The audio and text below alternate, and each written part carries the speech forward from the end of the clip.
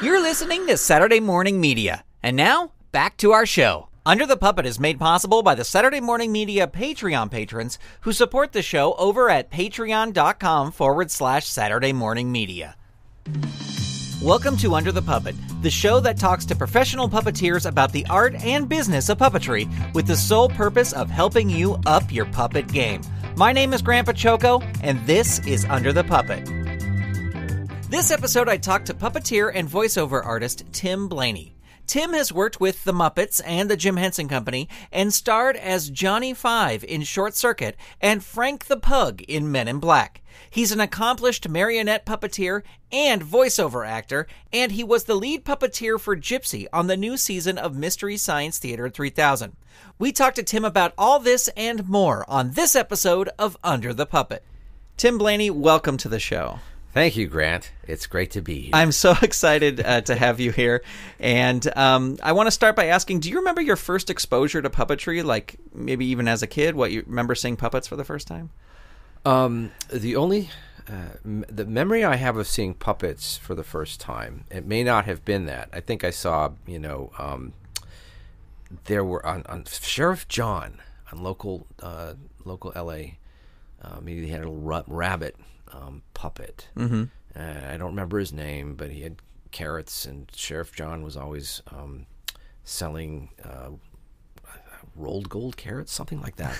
And anyway, he had this little bunny hand puppet. The two other exposures I remember may have been pre-Destiny. Dusty's Treehouse was a local television show, and there were three puppets on that were created by Tony Urbano and performed by Tony Urbano. One was Stanley Spider, a little spider, and Maxine Crow, and Scooter Squirrel. And I remember seeing them on TV. And then later, when I was 10 years old, I remember I was 10 years old because for my birthday, I was able to bring a friend down from, we had lived temporarily up in Northern California in Walnut Creek. And I made a very good friend. And on my 10th birthday, he came down to L.A. because we had moved back to L.A. And we went to Universal Studios. Mm-hmm. And I also had gotten a Instamatic camera that I had sent for from back of a cereal box. And so I had this new Instamatic camera, my best friend, and we went to Universal Studios. And what was there but this marionette show that Tony Urbano had been putting on. I didn't know his name at the time, mm-hmm. but that was one of my first pictures inside. I remember taking a picture from the back of the theater and of his showgirl marionettes, with a flash that didn't reach. And so it was very fuzzy. Yeah. And so I didn't, realize that. And those were my first three memories, I think, of puppets. Yeah. On local television shows, and then seeing Tony's marionette show at Universal. Did you, growing up in Los Angeles, did you want to be in the performing industry? No. No, I would say because I was, and still am, a shy person. Although I love you kind of want to. You're kind of like drawn to it. Mm-hmm. But the industry, I didn't have any notion of actually doing that because every time I would try out for a school play or something like that, I'd get nervous and not do well, and I wouldn't be cast in anything. The one thing I do remember when in middle school, I went to a Catholic school, which was kindergarten through 8th grade. And we had a English teacher named Mrs. Bondi. And she put together a speech and, what'd you call it? Speech and talent show or some kind of thing where everybody wrote stuff and performed it. And I don't remember what I did there, but that's where kind of like she got everybody up on stage, doing a speech, doing a skit, and that was really fun. And I was always attracted to it, but I was always very shy. So it was like, how do you do that? And in high school, I remember doing a something in the talent show that we had done in some of my friends and I had done in Boy Scouts. It was a stupid Italian acrobatic troupe where we did really stupid tricks, like the incredible, like we did a pyramid where two of us were on the ground and we were I think the Flying Garbanzo Brothers, something like that. Really stupid. And we did a little mini triangle, three of us, and we go, hey, doing the hey. And we did the one-handed triangle. We went, hey. And then we did the incredible no-handed triangle. And we put our hands up and we all fall down. Yeah. And so it was, always attracted to it. And when I did try out for the theater production in high school, I remember auditioning, but freezing up and not doing well.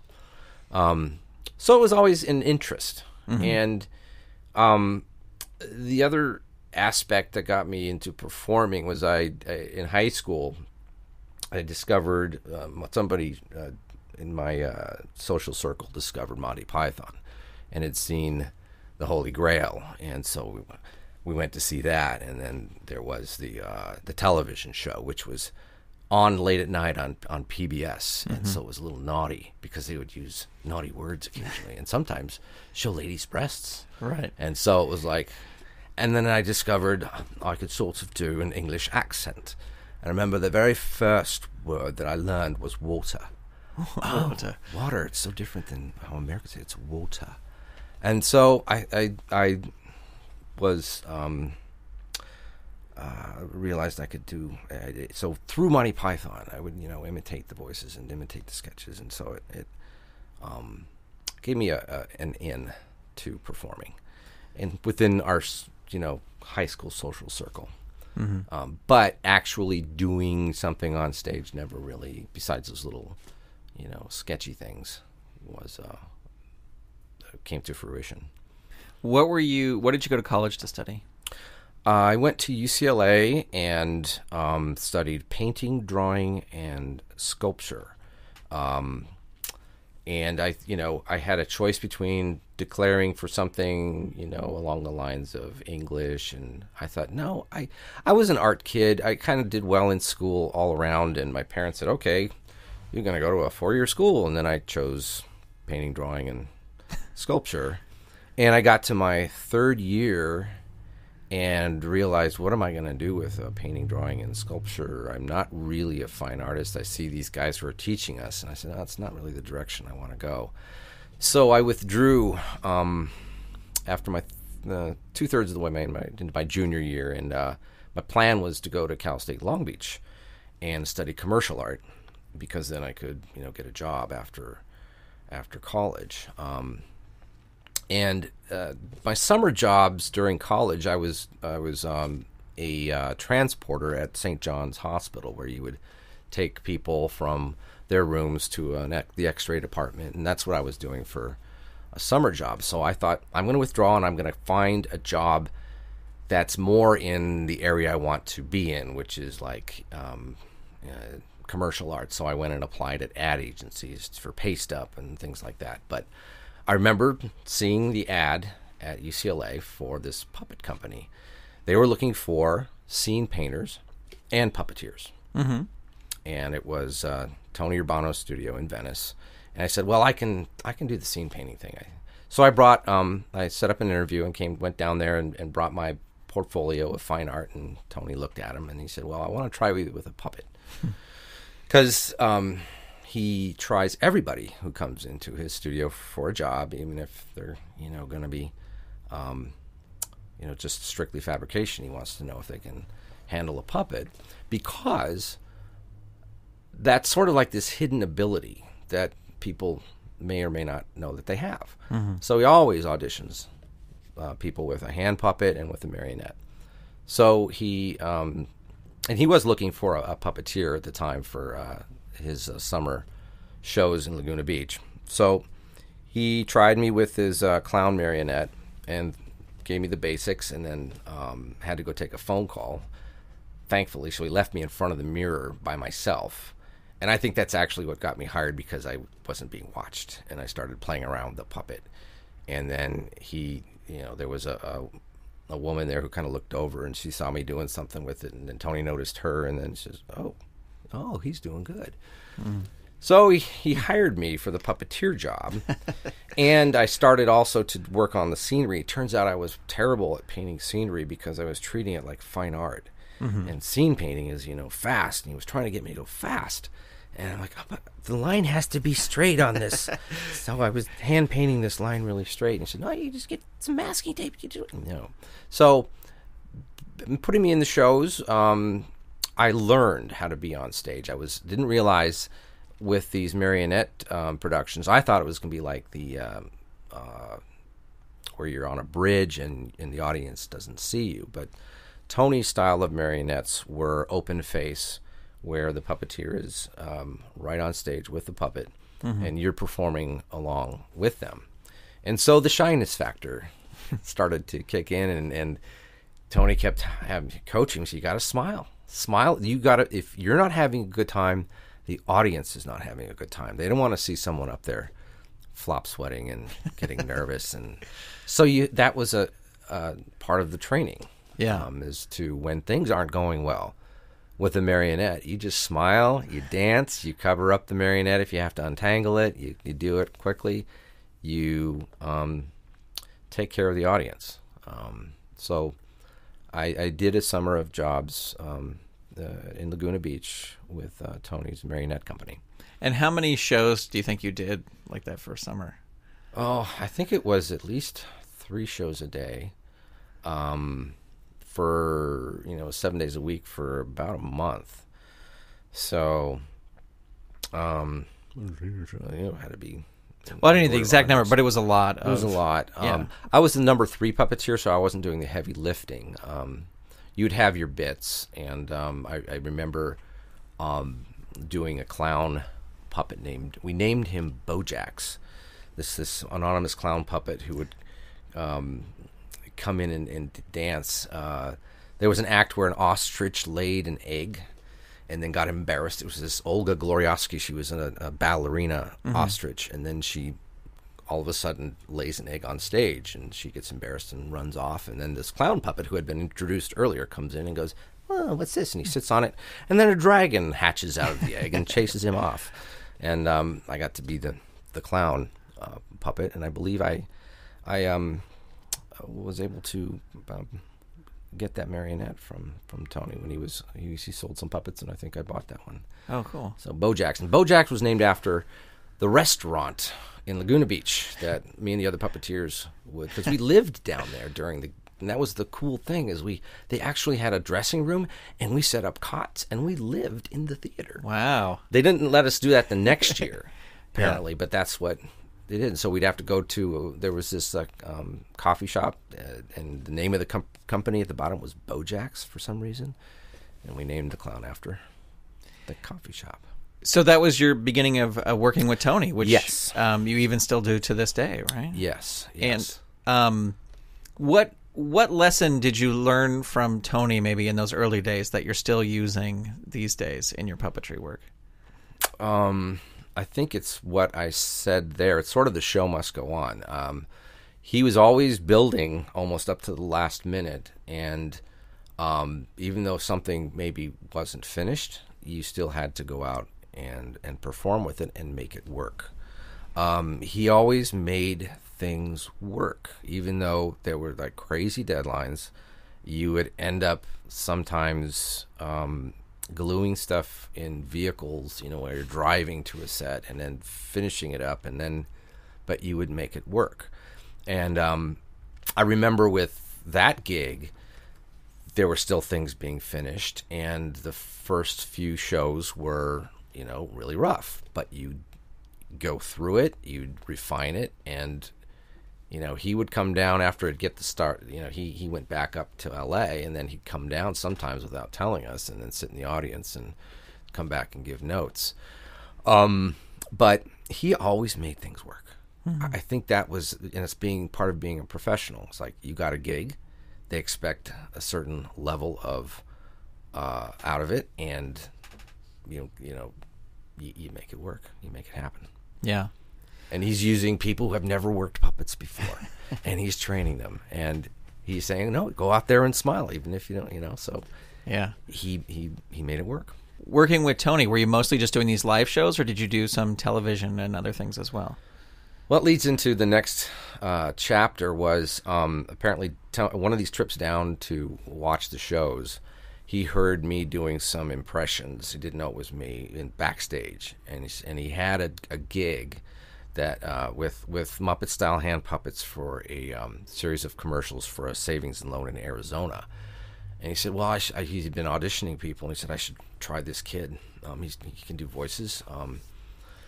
And so he brought me back up to Venice, and we recorded an audition on videotape, and I sort of found my milieu, so to speak, is that hand puppets were a little... I think easier, more direct for me because I wasn't in front of an audience. I wasn't on camera.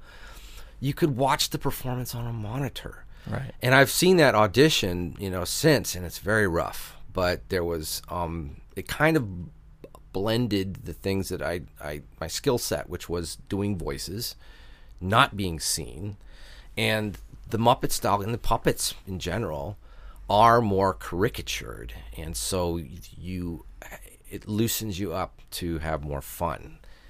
Standing in front of an audience was never natural to me. Mm-hmm. This was more natural. This is like I can be the audience as well as the performer, and I can almost direct the performance while I'm doing it. This is cool. It's like a feedback loop, and you could go and you could enjoy it while you're doing it. So I auditioned for those, and it was 2 characters. One was it was called Milo and Jasper, and they were prospectors who came down into the city to deposit their bag of money to the savings and loans. So I was Jasper, and he kind of did a what was the name of the character actor? Pat Buttram. Yeah, he was Pat Buttram-esque. So I did that kind of a voice, and Tony was Milo, and I did the gruff minor voice, and that series ran for a few years, and that really I liked because it was like the Muppets, and the characters were well designed by the art director from San Francisco. His name was Rick Strand, and the characters, it was very clear, and that was my intro, and it was my first TV gig. Mm-hmm. And I was introduced to the world of residuals, which was like, hey. But at that point, you had to either do the voice of the character or own the puppet in order to get residuals. If you simply manipulated the puppet and someone else did the voice, you got a buyout. Oh, wow. You didn't get residuals. And then the contract was changed in the mid-'80s, I think. There's a whole story behind that. I don't know if you want to go into that. But it is sort of interesting because I think during the contract negotiations, I think it was in 1985, there were issues with, puppeteers often have to be put in positions where they're inside a box or up on a scaffolding. They're in position, and they have to be there for a long period of time. And so I think at that point, the union was asking for, well, these people need regular bathroom breaks, and they need regular rest periods and things like that. And I think that in the negotiations, they said that the producers just said, hey, well, just make them principals. How many puppeteers could there be? And, maybe as a percentage, they were correct, but it gave, you were not getting residuals as a principal performer. Was not tied to whether you owned the puppet like in a ventriloquist act or something like that. If you were then just considered a principal performer. So that was a good thing for puppeteers. Yeah, that makes it easier to be stuck under a couch for 2-3 hours. Yes, you can hold it. Yeah, you can hold it. Well, you mentioned voices, and I want to, when I think of you as a performer, your voices are just fantastic, amazing. And you even trained with Das Butler, who, if people don't know, you need to know who Das Butler is. How did you come to work with Das Butler? Well, I think it might have been through Tony, or through a voiceover agent. I don't recall, but I do remember saying that he teaches, or finding out that he taught. So I did book a few lessons with him, and it was mostly, I think, being around him and seeing him read. And he had scripts, and it was fun just reading the scripts with these. And they were things that he wrote himself. And so it was kind of like an exercise in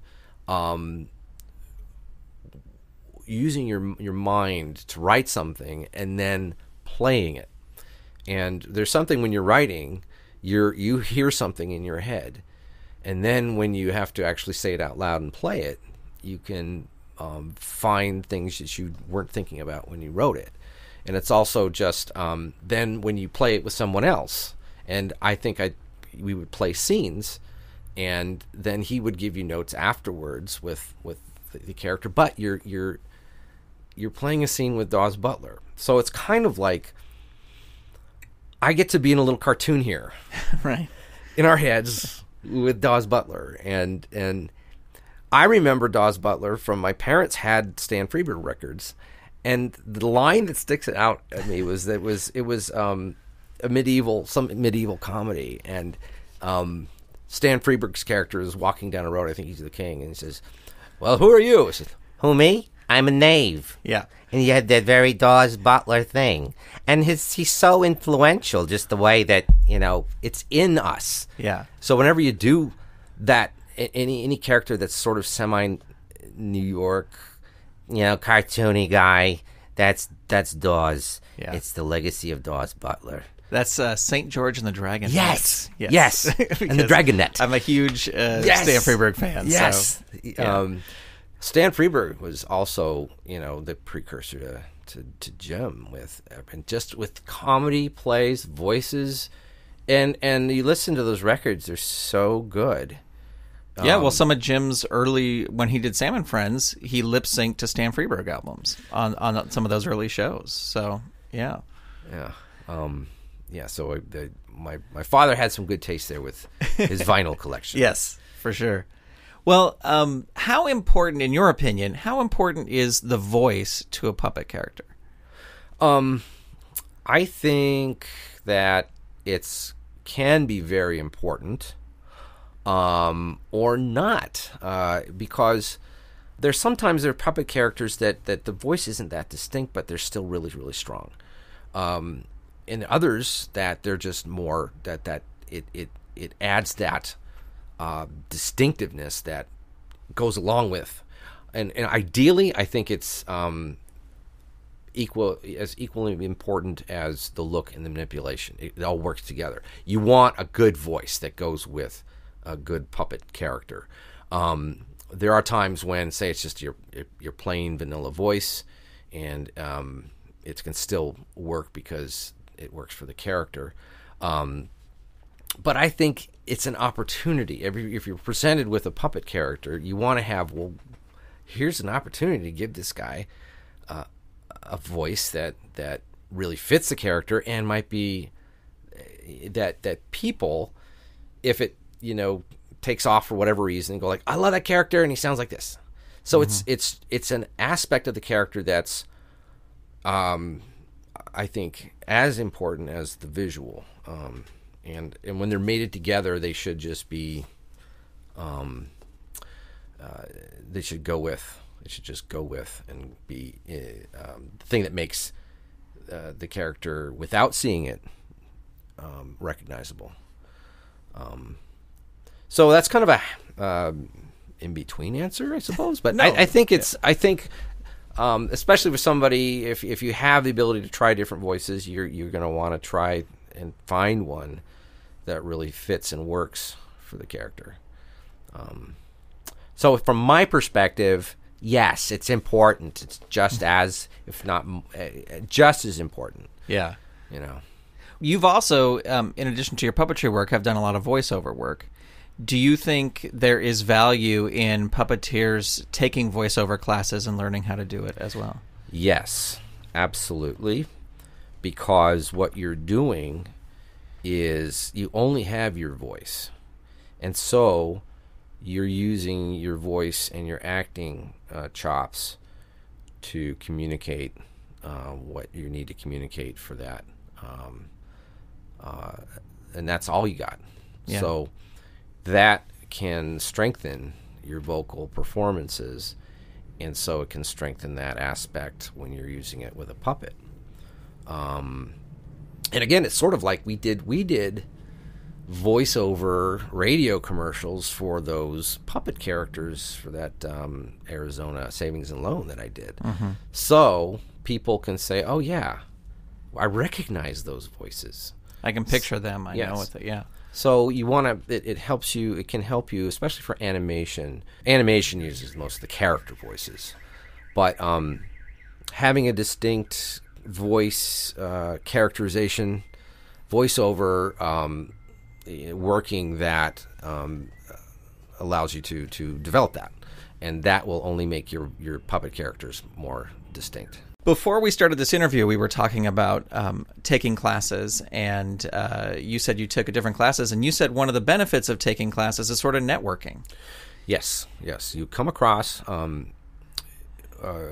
you will come across some of the same people who are interested in the same thing you're doing, and they will remember in that class setting, you have an opportunity over a series of classes to expose each other to your talents and their talents, and you get to know them.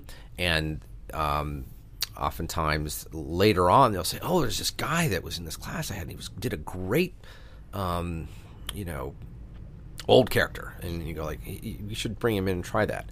So you absolutely, that makes an impression on other people. And plus, classes are kind of great equalizers. Everybody's in the same boat. You're all, trying new things, and there's a great cross-pollination that happens. I know with the puppet improv classes at Henson, I was always impressed by everybody in there had a strength that was like, oh my God, that's great what they're doing there. Like Michael Ostrom, super fast. Like, how did he think that fast? And you were great at, like, I remember whenever I had a scene with you, I didn't have to worry. It's like it was a great temperature lower because you were always so good at taking care of the scene. And like Victor is always just funny. Victor's and Drew. Victor Yared, Drew Massey. Victor Yared, just for people. Drew Massey. I call them puppet scientists because they don't ever seem to make a bad choice. They seem to be able to calculate what's needed for this, and then they spit it out, and it's really funny. You become almost jealous of their abilities, but you also kind of try to absorb them, and so that when you're in a situation, that will come out. Classes expose you to the range of talents and abilities, and you make friends too. So it's a great way to network, especially in the small world of puppets and puppetry. It's a relatively small cadre of people, and you all get to know each other. Yeah. And voiceover is bigger. I've taken voiceover classes, Calvinson and Calvinson, Pat Fraley, who's really good at all different kinds of voiceover, and there are others. But it's always good to exercise that, and you'll learn something new every time. And I've gone back and taken multiple classes over the years with the same teachers, and you still take away something new. Yeah. So yes, the tools you have with puppetry are the puppet itself, your manipulation, and the voice. And if you can, the voice is an integral part of it, and it's an opportunity to create a distinctive character. So, yeah. Well, talking about skills, when I was in college, I actually went to an audition at Tony Urbano. And part of the audition was, in addition to puppetry, because it was for a puppetry audition, was that, and I think maybe you were even part of probably was like leading me. through this audition. Was it a cow marionette that we? Yes, a bull and a cow. Yeah, I remember doing this scene, yeah. and then one of the, I think, McDonald Land characters as a hand puppet, possibly. Okay. But the part that sticks out to me was part of the audition, because I did not know this going in, and I had not done any puppetry, so I was like really intimidated going, other than just doing my own stuff. But I was really intimidated going to that. But another part of the audition was to show you knew how to do stitching, so you could stitch a puppet, and then also to drill to do repairs on marionettes and things like that. I know what this was for. Which is, I failed it miserably. But I want to. This whole story is leading to me asking you: do you think it's important for puppeteers to learn to do those things, like stitching and light woodworking, if they're going to be working with marionettes and things like that? Yes. We shouldn't be afraid of fixing a puppet or making a puppet. It's the more knowledge, the better, and it can demystify things for you. And can only help, really.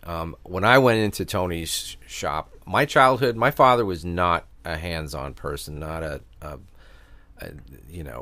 I didn't know from anything.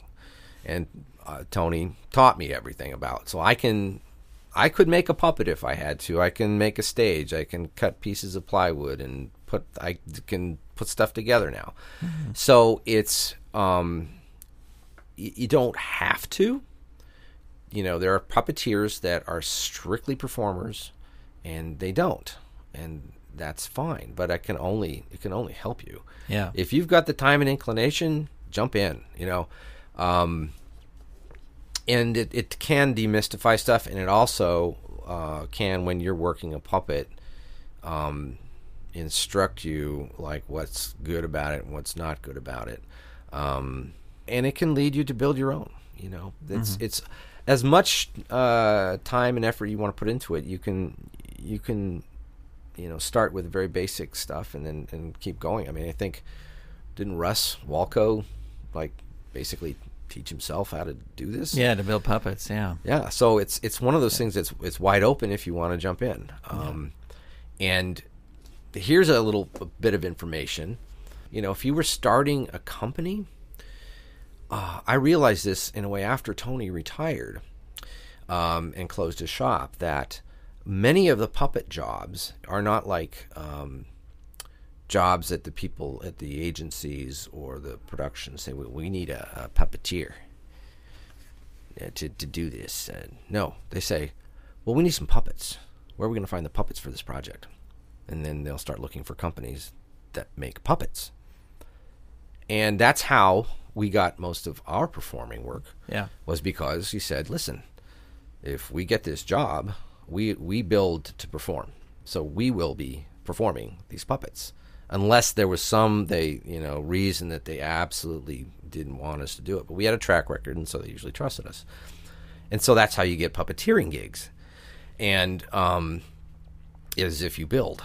And so that can be a way to getting puppeteering work, is if you can be a competent, proven builder. Then those puppeteering gigs will be available. So then, of course, you would need to be willing to go out and pay rent on a studio and do all the things necessary to start a puppet building business.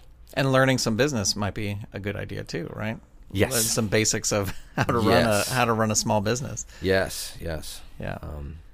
But sometimes the drive is the thing that is all that's needed. Then you learn what you need to learn on the way. You'll make mistakes, but that's how everything, how anything is learned, is you plow ahead and make mistakes, and then don't make that mistake again. Or right. Yeah. So. Well, we have to talk about, you were Johnny Five in Short Circuit and Short Circuit 2. And the Johnny Five puppet is, because it is a puppet, you are controlling it. It was a real robot. It is alive. But that is completely different than any other. Was that the first time you had worked with a puppet like that?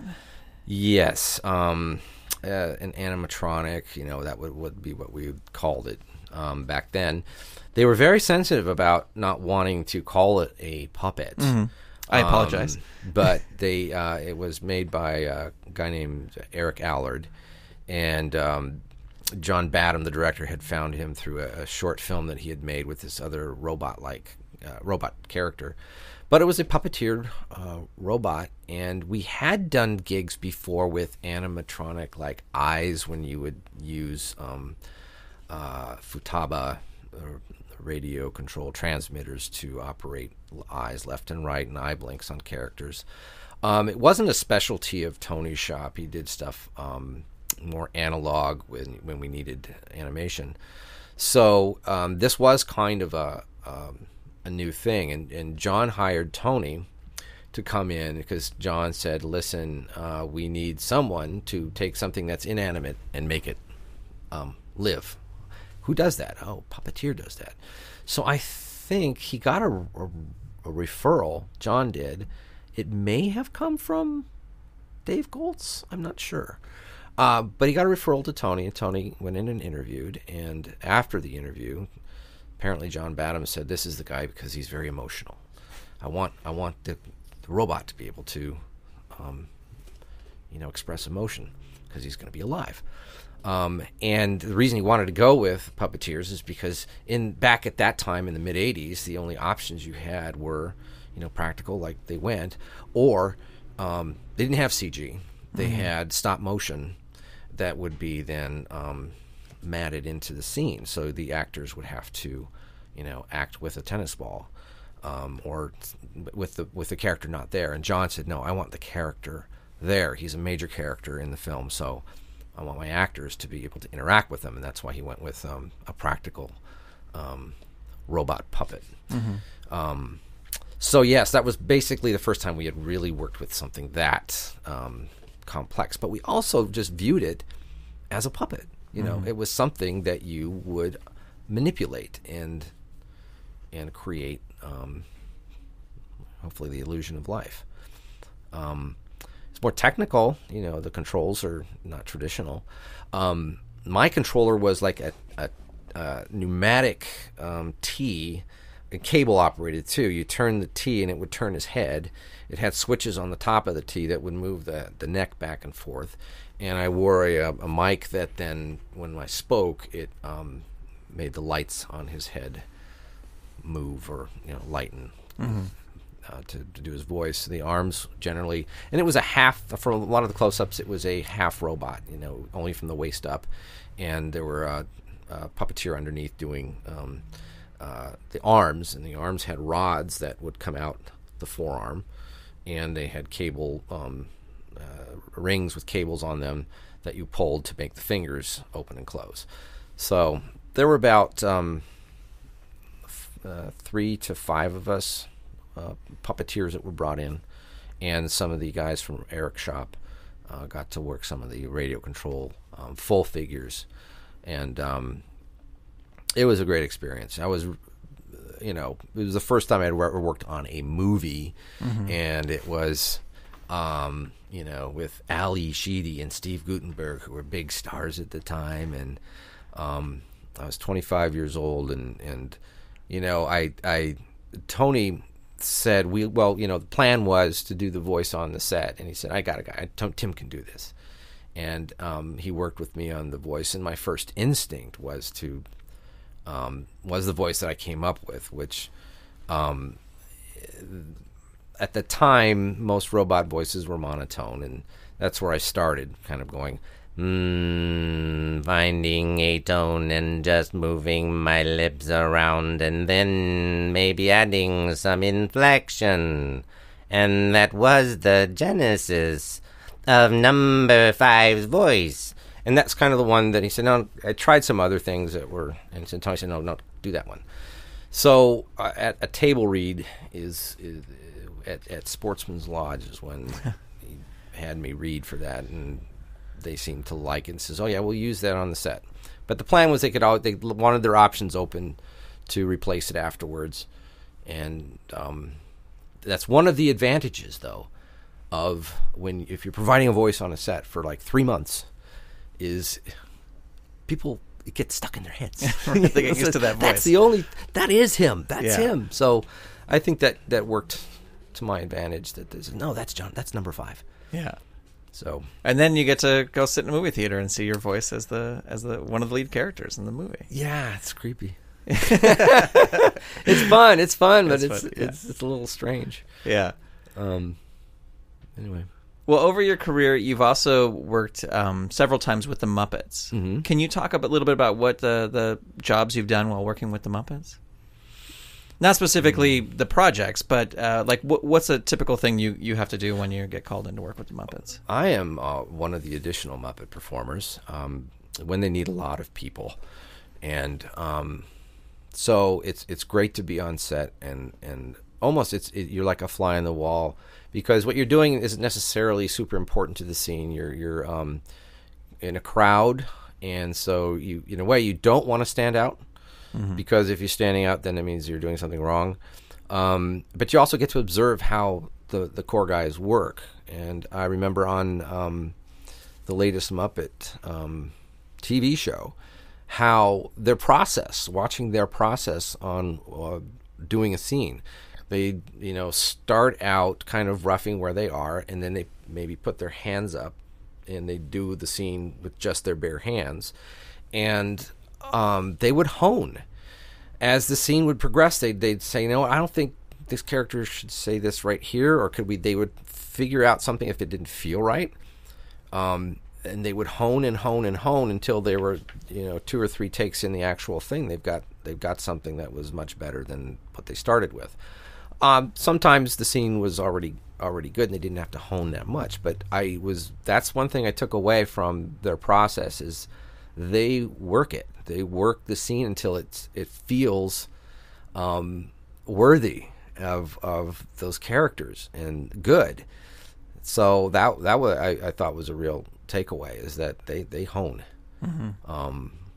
And the other thing, just in general with puppets, always is it's joyous. It's, what you're doing is putting this thing on your hand, this character, and it's by itself, it's a silly idea. Just if you're not smiling while you're doing this, yeah, there's something wrong with you. Yeah. So you have to keep that, even though it can be very difficult to get something that should seem as effortless and it should seem effortless and fun. You always have to keep a smile on your face, and that was always, I think, part of the atmosphere on the sets of the Muppets, is that there's always a smile.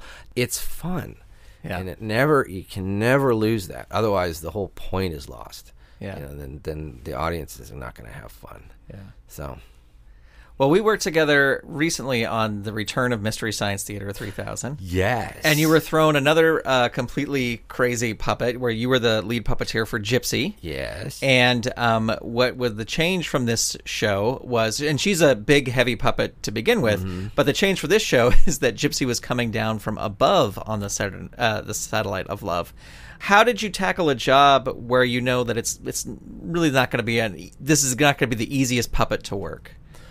You try to make it as easy as possible, and for as large as she is, she's surprisingly not as heavy as you would think. Also, just the way that we rigged her, it was kind of like she had a playing position that was a certain level, high up, and also left to right, and we kind of preset that into where I held the pipe. So the length of my arm when I'm leaning over that thing, I can hold this little juncture, and she's at the right height. Mm-hmm. So that helped, and that was Russ and I working it out and rigging. It's like pre-rigging, and that's another sort of tenet about working with marionettes or any other puppets, is try to pre-rig stuff so that you don't have to do anything too hard to get it to do something. I was, and this kind of goes back to Tony's marionettes, I was thinking, wow, there's all those strings. Well, you only have 2 hands and a certain amount of fingers. So there are certain things you do with the control that if you just tilt it then the head turns to the left. So it's preset into the puppet. So you try to preset as much as that as you can, so you're not working too hard to hold the puppet. Like, you don't want tension in your hands when you're holding it in the right place. No, you should be able to just have it the length of your arm or whatever, so it's in a natural place that does not strain you too much. So that was most of that was working that out. Where am I gonna? We had a little cradle for her when she went off, so I just had to set her in the cradle, and then I don't have to hold her. And that's saying she was bulky, and so you had to kind of like, and I don't know if I hit it all, and I'm sure I didn't. Listening to Rebecca's voice and trying to sync up with that, there was a bit of a delay when you would pull the cord, which is 6 feet long, to then getting Gypsy's lower jaw to open. I got it as close as I could at times, but she was big, and I sometimes reverted to what I called bounce sync, where if I just kind of bounced the puppet up and down, the lower jaw would move, so I could kind of flow into it that way. She wasn't as bad or as difficult as it looks. Well, one of my favorite things is Russ and I were lucky. Russ Walco and I were lucky. We went on the sort of premiere tour where they showed the first episode in New York and Chicago and then L.A. And I told Russ after the first show, because it was the first time we had seen the finished episode. We hadn't seen it. Was one of my favorite things is at the end of the first episode when Gypsy comes down and is knocking over the buildings in a miniature of Copenhagen. And just knowing, you're holding this big puppet, you're trying to hit something that's underneath you, basically, because you're up on a bridge above the set. But it works so great, and it's so much fun. And I just, to me, like, that was one of my favorite joyous moments of that first episode, was seeing Gypsy knock over those buildings, just knowing the technical stuff behind it. Well, that's the other thing you come across with doing puppets. It will be like these gags where something blows up, or you're breaking something, and you think, okay, the puppet's going to smash this, and it should be easy, right?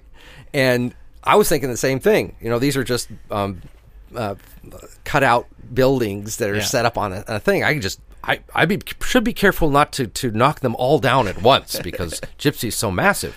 Yeah. So my first pass, I only get like some of them, and I'm like, whoa, okay, I gotta come back and reset. And then I go, and I only got some of the rest, and then I had to take 3 passes to get them all down.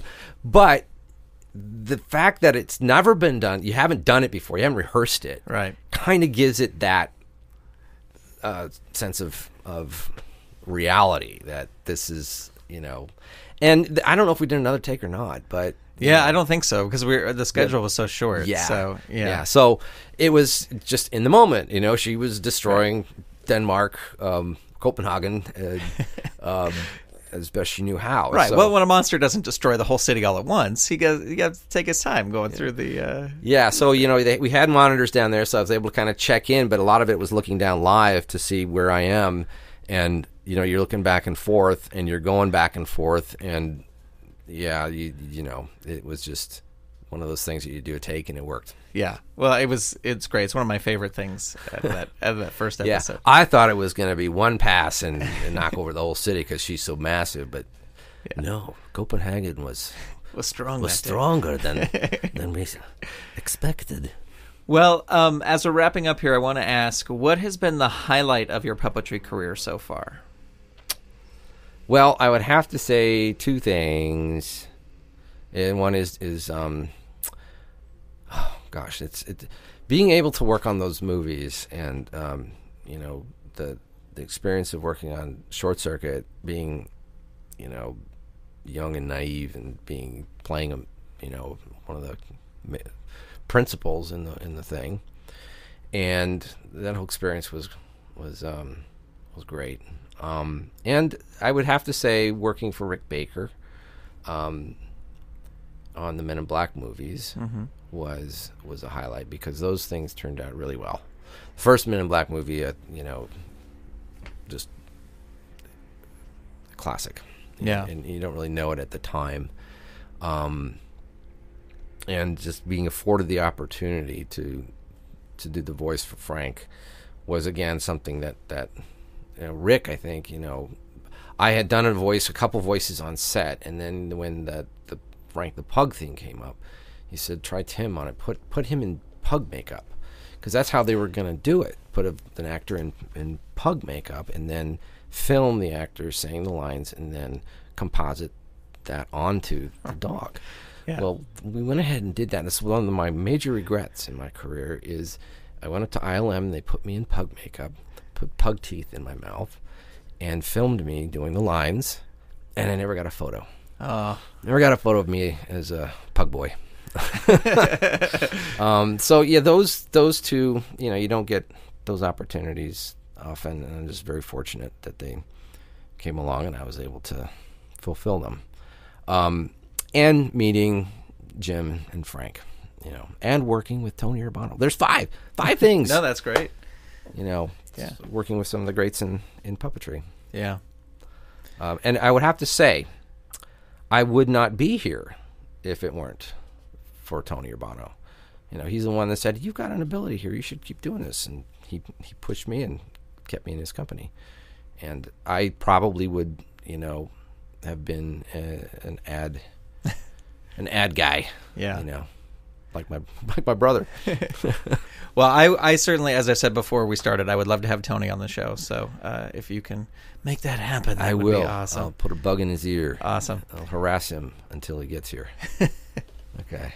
Well, Tim, it was a pleasure talking to you today. Thank you so much for being on the show. You're very welcome. It was an awesome pleasure and honor. My thanks to Tim Blaney for taking the time to be interviewed for this episode. For a link to Tim's IMDb page, visit the show notes for this episode number 12, over at underthepuppet.com. Finally, I want to mention a fun new tool that puppeteer Russ Walco brought to my attention. It's an app for the iPhone on iOS called Pro Camera. Like the app True Mirror that was mentioned on a previous episode, it will flip the image on your iPhone's camera so you can use it as a quick monitor for puppetry practice. The app is $4.99, and the settings to reverse the image for the camera are a little tricky to locate in the app, but I do believe it's worth the cost if you're looking for a fun tool to turn your iPhone or iPad into a cheap puppet monitor and record video. A link to the Pro Camera app will be in the show notes for this episode number 12, over at underthepuppet.com. And as an iPhone user, I'm unaware of an Android equivalent, but if you know of one I can feature on the show, please reach out and let me know. Well, that's going to do it for this episode of Under the Puppet. I welcome your feedback via email at hello@SaturdayMorningMedia.com or via Twitter, where the show is at username Under the Puppet.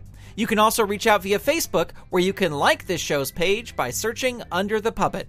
I want to hear your suggestions for questions I should be asking and for future guests. Also, the goal for this show is to talk to puppeteers making it happen in all sorts of styles of puppetry. So if you know of an amazing bunraku or shadow puppet artist, please reach out. Let me know who I should be talking to. Thank you so much for listening. Talk to you next time on Under the Puppet. Under the Puppet is a production of Saturday Morning Media and is made possible by the Saturday Morning Media Patreon patrons who've gone to patreon.com/Saturday Morning Media and set up a monthly donation for as little as $1 a month. Huge thanks to Shay Stewart, Merle Lafferty, Jeff Peterson, Dale Gadania, Stephen Staver, Jackie Climo, Melissa Crawford, Dave Slusher of the Evil Genius Chronicles, Mike Coughlin, Dorothy Pachoco, John D., Kathy Crawford, Brian Greer, Carrie Whitney, Chuck Tomasi from the Technorama podcast, Chris Foster, Stephen Ing, Clinton of ComedyForecast.com, Vicky DeVries, Mike Wabshall, Twitter user Butzingear, a.k.a. Wildcat, Eve Cunning, Mike Hamilton, Gaston Moreno, Reed Loveland, Ivan Asquith, Vanessa Whitney, Peggy Etra, Kristen Hogan of Squid Friends, David Akers, Zoe Palladino, Ellen Multari, Christopher Harris, Rachel Jackson of Vox Fabuli Puppets, Carolyn Weisner, John Petty, Rachel Hansen, Darcy Prevost, Fernando Torres, Ron McAdams, Perlicue Magic, Jason Domer, Trent Hammond, Roman and Emmett, Cora Goodall, Lee Barrett, Casino Skunk, The Misty Minute, Peter Capesser, Night Gig Studios, Joelle Rechtfertig, Adrian Rose Leonard, and Earth to John Francis. If you'd like to support this show and the other fun content from Saturday Morning Media, become a patron. Head on over to patreon.com/Saturday Morning Media and set up your monthly donation today. You can also tell a friend about the show or leave the show a review on Apple Podcasts. And while you're over there in the Apple Podcast directory or the app on your phone, be sure to click that subscribe button. That way you'll get new episodes the moment they are released. Under the Puppet is copyright 2018, Saturday Morning Media, Grant Bachoco, executive producer, all rights reserved. www.SaturdayMorningMedia.com. You've been listening to Saturday Morning Media. Stay tuned. We'll be right back.